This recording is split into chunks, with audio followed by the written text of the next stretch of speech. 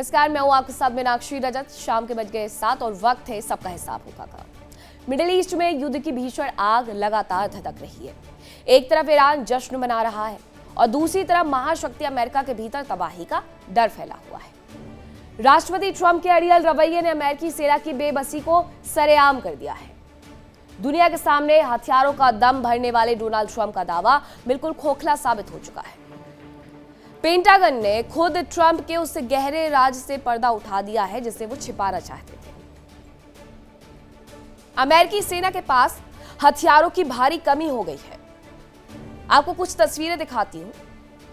इन तस्वीरों के माध्यम से आप समझेंगे कि कैसे। देखिए, एक तरफ ईरान है जहां जश्न है, सेना का मनोबल बढ़ाने के लिए लगातार रैलियां हैं। दूसरी तरफ अमेरिका है जहां हथियारों का स्टॉक खत्म होने पर टेंशन है।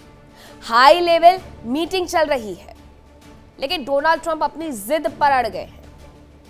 अमेरिका के पास हथियारों का असीमित भंडार हुआ करता था, लेकिन पेंटागन ने इस जिद्दीपन के आगे सरेंडर करने से साफ इनकार कर दिया और पेंटागन ने सीधे 18.2 अरब डॉलर की आपातकालीन फंडिंग मांग ली है। उनका कहना है कि हमें ये पैसे चाहिए ही चाहिए अगर आगे सरवाइव करना है तो। पेंटागन की तरफ से क्या मांग रखी गई है हथियारों के लिए, वो जरा एक बार फिर से ग्राफिक्स के माध्यम से अच्छे से समझिए। ईरान से युद्ध में अमेरिका के मिसाइल गोदाम खाली हो गए हैं और ये कई रिपोर्ट्स में दावा किया गया, यहां तक कि खुद अमेरिकी मीडिया ये दावा करता है। मिसाइलों का भंडार फिर से भरने के लिए पेंटागन अब आर्थिक मदद की मांग कर रहा है और 18.2 अरब डॉलर की आपातकालीन फंडिंग उनकी तरफ से मांग ली गई है। आपात फंडिंग से हाईटेक हथियारों की भरपाई होगी, लेकिन पेंटागन की ये जो मांग है वो ये साफ बताती है कि मिडिल ईस्ट में खड़ा मौत का बवंडर किसी भी वक्त अमेरिकी सेना को अपनी चपेट में ले सकता है और अगर तुरंत फंड और हथियार नहीं मिले तो जंग के मैदान में अमेरिकी फौज लाचार हो जाएगी। हालांकि डोनाल्ड ट्रंप बहुत सारे हथियार होने का दावा कर रहे हैं।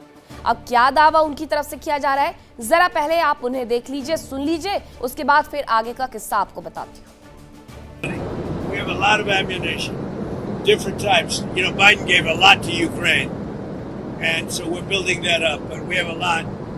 We have a lot of the mid-level stuff too. I mean, more than we could ever use, no matter what. But we have a lot. I'd like to have more, to be honest. But so much was given to Ukraine by Biden.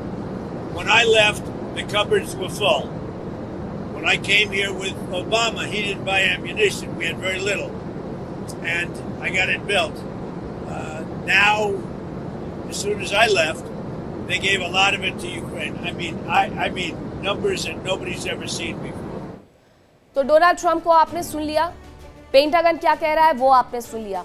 अब मैं आप पर छोड़ती हूँ कि आप किसे सच्चा और किसे झूठा मानते हैं, क्योंकि किसी भी देश की सेना का पहला कर्तव्य होता है कि वो अपने देश का अधिकार करे और किसी भी राष्ट्र के नेता का कर्तव्य होता है कि वो कूटनीति के तहत दुनिया भर को भरोसा दिलाए कि हम ही सच्चे हैं, हम ही सबसे ऊपर हैं। तो ऐसे में पेंटागन की तरफ से जो मांग की गई है वो जायज भी है, लेकिन डोनाल्ड ट्रंप का अहंकार इतना ज्यादा बढ़ गया है कि अमेरिकी सेना की सुरक्षा उन्हें कमतर नजर आने लगी है। अब आज इसी मुद्दे पर होगी खास चर्चा, लेकिन उसके पहले एक छोटी सी रिपोर्ट देखिए।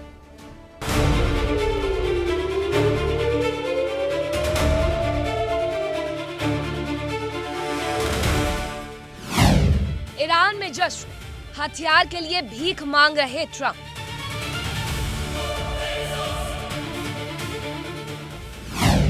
मौत का बवंडर, पेंटागन ने मांगे 18.2 अरब डॉलर।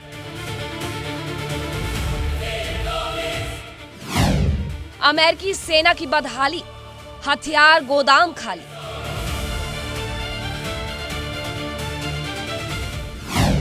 प्रतिशोध किया, खाड़ी में अमेरिकी बेस राख।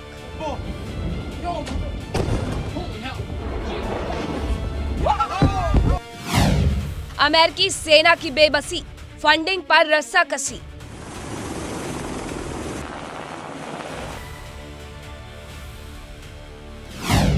ईरान की मिसाइलों की ताकत, यूएस सेना पर आफत।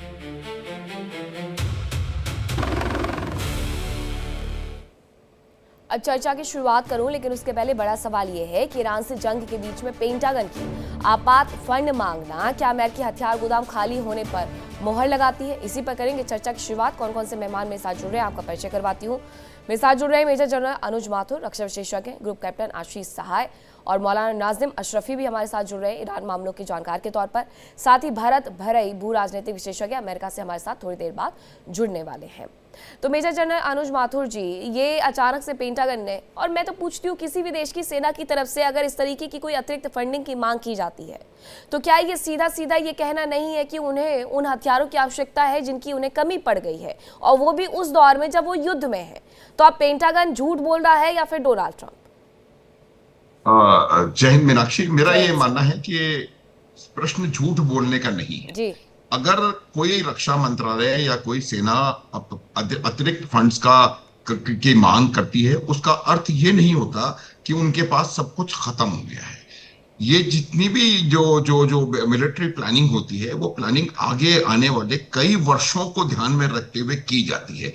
जब इमरजेंसी चीज की आपको देखिए, आपको मैं बताता हूँ मीनाक्षी, अमेरिका आज कहाँ कहाँ किस किस जगह पर देख रहा है। उसको साउथ चाइना सी में देखना है, उसको वेस्टर्न पैसिफिक में देख रहा है, वो यूरोप में अपनी पूरी, उसकी इतनी सारी सेनाएं यूरोप में मौजूद हैं, वहां पर उसको अपने वेपन्स का जो स्टॉक लेवल है वो बना करके रखना है। वेस्ट एशिया में लड़ाई चल रही है और पूरी दुनिया में और वो क्यूबा के ऊपर भी वो कुछ कर रहे हैं। तो मेरा ये मानना है कि अगर अतिरिक्त फंड्स की उन्होंने डिमांड करी है, निश्चित रूप से लड़ाई में चीजें खर्च होती हैं, इसमें कोई संदेह नहीं है। अतिरिक्त फंड इसलिए किए जा रहे हैं कि उस चीज को उसको बढ़ सकें, जो नुकसान हुआ है उसकी भरपाई कर सकें, पहली बात। लेकिन इससे अगर हम ये कंक्लूजन निकालेंगे मीनाक्षी कि अमेरिका की युद्ध करने की क्षमता समाप्त होती जा रही है, तो मुझे लगता है वो अत्यधिक सरलीकरण होगा इस पूरे पूरे पूरे इस सिस्टम का। उन्होंने अतिरिक्त धन, अब मैं आपको छोटा सा उदाहरण देना चाहता हूं। हम कह रहे हैं कि ईरान ने तो अपनी सारी मिसाइल पावर दोबारा रीगेन कर ली है और सारे ड्रोन्स भी बना लिए, सब कुछ बना लिए, जबकि उनके पास कुछ नहीं है। इतने सेंसर्स लगे हुए हैं, कोई उनको डायरेक्टली मदद नहीं कर रहा है, कोई उनके पास कुछ पहुंचा रहा नहीं है। और हम अमेरिका को कह रहे हैं, जिसके पास दुनिया का सबसे बड़ा मिलिट्री इंडस्ट्रियल कॉम्प्लेक्स है, जिसकी प्रोडक्शन कैपेबिलिटी इतनी जबरदस्त है कि वो पूरी दुनिया के अंदर उसने अपने हथियार और गोला बारूद को डिप्लॉय करके रखा हुआ है। तो मेरा ये मेरी समझ कहती है कि इसमें कोई अमेरिका के पास ऐसी परिस्थिति नहीं है कि वो युद्ध नहीं कर सकते, और या बहुत ज्यादा क्रिटिकलिटी आ रही है। इनके पेंटागन ने एडिशनल फंड्स इसलिए मांगे हैं कि कुछ क्रिटिकल इक्विपमेंट को इमीडिएटली रिप्लेनिश करना है। एक और मैं बात आपको मीनाक्षी बताऊंगा, जो फंड आज आएगा उससे बनने वाले हथियार जो हैं वो आगे बहुत दिनों बाद अवेलेबल होंगे। वैसा थोड़ी है कि आज फंड आया और आज के आज ही हथियार बन गया और कल वो लड़ाई में आ जाएगा। तो ये जो फंड्स भी डिमांड किए जा रहे हैं, ये भी फ्यूचरिस्टिक जो रिक्वायरमेंट है उसको ध्यान में रखते हुए इन फंड्स की डिमांड हो रही है। साथ ही साथ वो ये भी बात हो रही है कि अमेरिका ने कह दिया है कि हम किसी प्रकार की बातचीत नहीं करेंगे। अमेरिका ने ये भी कहा है कि हम एक बड़ा हमला करने जा रहे हैं। तो ये अगर उनके पास हथियारों की इतनी कमी होती तो वो कैसे इस प्रकार की बात कर सकते थे कि और बड़ा हमला करने जा रहे हैं और हम ये करने जा रहे हैं। तो सर ऐसा है कि उन्होंने अभी भी बहुत सारी कंपनियों से टाई अप कर रखा है। यहाँ तक खबरें बताई गई थी कि फोर्ड से लेकर के ऐसी तमाम कंपनियां हैं, ऐसे तमाम व्हीकल बनाने वाली कंपनियां हैं जिनके साथ अमेरिकी कंपनियों ने, पेंटागन ने टाई अप किया है हथियारों के लिए। तो ग्रुप कैप्टन आशीष सहाय जी, ये बिल्कुल सही है कि अगर आज वो फंड मांगेंगे और आज वो किसी को बोलेंगे कि आप हमें हथियार सप्लाई कर दीजिए, तो वो चीजें तमाम तुरंत से नहीं होने वाली हैं। लेकिन क्या उनका भंडार खाली हो रहा है? ये दावे अमेरिकी मीडिया में खुद कई बार किए जा चुके हैं कि ईरान से लड़ने के लिए अब और ज्यादा हथियारों की आवश्यकता है अमेरिका को। जय हिंद। मीडिया के दावे और पेंटागन का काउंटर अमेरिका का बहुत पुराना एक रवैया है। वहाँ पे शायद डेमोक्रेट वर्सेस रिपब्लिकन में काफ़ी अच्छी भारी मात्रा में एंटी नेशनल एलिमेंट्स वहाँ की मीडिया में है। मेन स्ट्रीम की बात कर रहा हूँ, चाहे वो वॉल स्ट्रीट हो, न्यूयॉर्क टाइम्स हो, CNN हो, MS हो, ऑल ऑफ देम, सारे मेजर जो हैं Democrat supporting left leaning media है।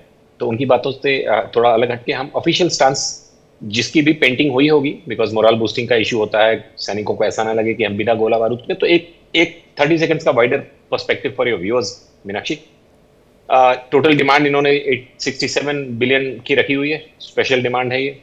इसके एडिशन में एक 1.5 ट्रिलियन का नेक्स्ट ईयर का बजट रखा हुआ है, नेक्स्ट फाइनेंशियल सेगमेंट का, which is 50% larger than the previous years total budget for American defence, जो कि 1 ट्रिलियन के आसपास था। 1.5 ट्रिलियन का नेक्स्ट इन्होंने बजट दिया। ये 67 जो बिलियन डॉलर जिसका हम डिस्कशन कर रहे हैं आज, उसमें से इनका पीट हेग्सेट का कहना था in front of the Congress, तो it is on oath, so he will not be telling lies. उसने बोला था 30-35 बिलियन खर्च हो चुके हैं, और सितंबर एंड तक जो फोरसाइट है हमारी, जो एक हमारी एनालिसिस है बजटिंग की, उसके हिसाब से हमें 30 बिलियन के आसपास और लगेंगे। और इसमें एक सब सेगमेंट उन्होंने बोला है कि जिसमें critical requirement of air defence, चाहे वो टमाहॉक हो, पेट्रियट्स हो, थार्ड सिस्टम्स हो, जो ग्राउंड टू एयर तक मार करने वाली रक्षा प्रणाली के इक्विपमेंट हैं, उसके लिए एक क्रिटिकल रिक्वायरमेंट आई है, जिसकी हम अभी चर्चा कर रहे हैं। ये एक रिक्वायरमेंट क्यों आई है? क्योंकि सीज फायर के बाद जब ईरान ने अचानक हॉर्मुज में कुछ शिप्स को मारा था, जिसके रिटेलिएशन में अमेरिका ने उनके कुछ इंफ्रा कोस्टल एरियाज में डैमेज किए, और उसके बाद जब ईरान ने सरप्राइजिंगली एरियल अटैक्स किए गल्फ कंट्रीज में, इंक्लूडिंग जॉर्डन, अमेरिकन एसेट्स पे एंड अमेरिकन फोर्सेस पे, उसके इंटरसेप्शन का जो रेशियो था, रेशियो ऑफ मिसाइल और projectiles coming into American basis, और अमेरिका का एयर डिफेंस, मतलब जमीन से उन आने वाली मिसाइलों या प्रोजेक्टाइल्स को रोकने वाले जो सिस्टम से, जिसको हम एयर डिफेंस जनरल भाषा में बोलते हैं, उसमें पोर्स दिखाई पड़े, उसमें गैप्स दिखाई पड़े। काफी मिसाइलें, unlike pre cease fire time, जब ये 95% प्लस किल रेशियो था इनका, जो भी मिसाइलें या प्रोजेक्टाइल्स या ड्रोन्स, वन वे ड्रोन्स आ रहे थे ईरान से, उनको गल्फ कंट्रीज में यूएस बेसिस मार देता था। 95% से ज्यादा सक्सेस था। लेकिन सीज फायर के बाद जो स्कर्मिश शुरू हुआ है, जो अभी चल रहा है, उसमें कई मिसाइलें, इंक्लूडिंग जॉर्डन पे 2 बार, ओमान, कतार पे जो हमले हुए हैं, बहरीन, उसमें कई मिसाइलों ने ग्राउंड को, टारगेट को हिट किया। कुछ टारगेट भी गए, लेकिन ग्राउंड को हिट किया, मतलब इंटरसेप्शन नहीं हो पाया। ग्राउंड टू एयर जो डिफेंस है अमेरिका का गल्फ में इस वक्त, दैट इज अंडर प्रेशर। इसी वजह से पिछले 1 हफ्ते को अगर हम मैप करेंगे, तो ट्रंप ने जब अपने एक्सूबरेंस में जेलेंस्की को पूरी दुनिया की मीडिया में लाइव बोला कि इसको पेट्रियट बनाने की इजाजत देता हूं, और 4 दिन के अंदर उस पर पलट गए कि अभी ये फाइनल नहीं है, वी विल डिसाइड। क्योंकि पेट्रियट बनाने वाली, चाहे वो लॉकहीड मार्टिन हो, बोइंग हो, कोई मिसाइल बनाता है, कोई वॉरहेड, कोई उसका इंटरफेस बनाता है, कई कंपनीज एक साथ इन्वॉल्व होती है। उन्होंने पेंटागन के थ्रू अपने हाथ खड़े किए होंगे व्हाइट हाउस को कि इस वक्त हम यूक्रेन की हेल्प नहीं कर सकते हैं, हमारे अपने सिस्टम्स मैक्स प्रोडक्शन पे चल रहे हैं, सबसे बड़ी क्योंकि दिक्कत है। रिप्लेनिशमेंट क्या आप करनी जरूरी है। इजराइल को मदद करने के लिए तैयार है, आप यूक्रेन को मदद पहुंचाने के लिए तैयार है, लेकिन भरत भराई जी, जब पेंटागन को खुद मदद की आवश्यकता है, तब क्यों डोनाल्ड ट्रंप इनकार कर रहे हैं? नहीं, कहाँ इनकार कर रहे हैं? मैं तो अमेरिका में कोई ऐसा न्यूज़ सर, अभी हमने एक बाइट चलाई थी, सॉरी मैं आपको इंटरप्ट कर रही हूँ बीच में, लेकिन अभी हमने एक बाइट भी सुनवाई उनकी, जिसमें वो कह रहे हैं कि हमारे पास हथियारों का जखीरा मौजूद है, लेकिन पेंटागन कह रहा है that they needed 18.5 Arab dollar.